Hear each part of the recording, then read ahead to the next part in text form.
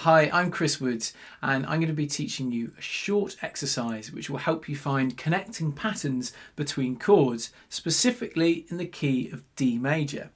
And the exercise sounds something like this.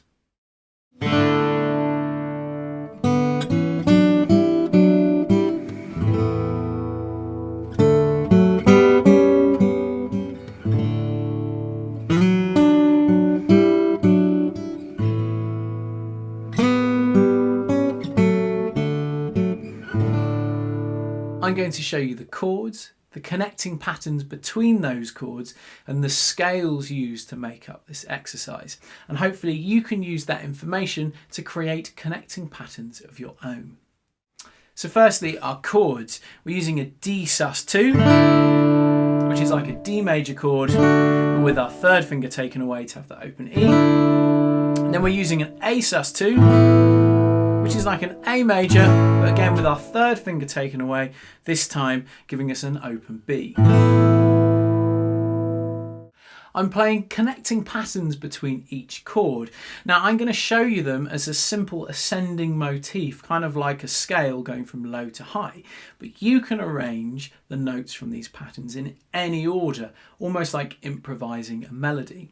So the first pattern starts on the D and the B string, just with the two open strings, and then we have the second fret on the D and second fret on the B covered, and then staying on the D and B string we then cover the fourth fret on the D and the third fret on the B, and then we continue again on the D and B string up to the fifth fret on both strings. But of course you can arrange these notes in any order. Now the second pattern that we're going to be using is based around the D and the G string. So we start off with an open D and covering the second fret on the G. We then add in our third finger onto the fourth fret on the D. We then move up to the fifth fret on the D and the fourth fret on the G. And then putting our third finger down, we can cover the fifth fret on the D and the sixth fret on the G.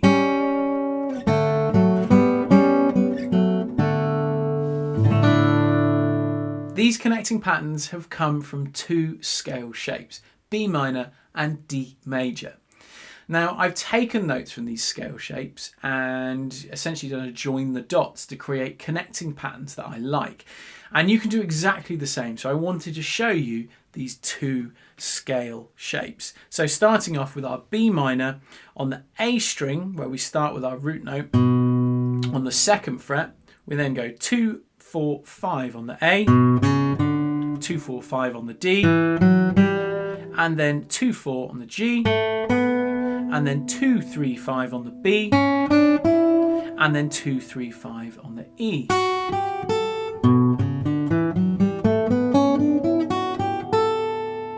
Now, when it comes to the D major, we're starting on the fifth fret on the A string with our second finger, and we're playing 5, 7, and then we're playing 4, 5, 7, and then 4, 6, 7 up on the G, and then we're changing things up slightly and probably shifting position so that our first finger comes to play the fifth fret, and we're playing 5, 7, 8. And then up on the E string, we're playing 5, 7, 9, 10.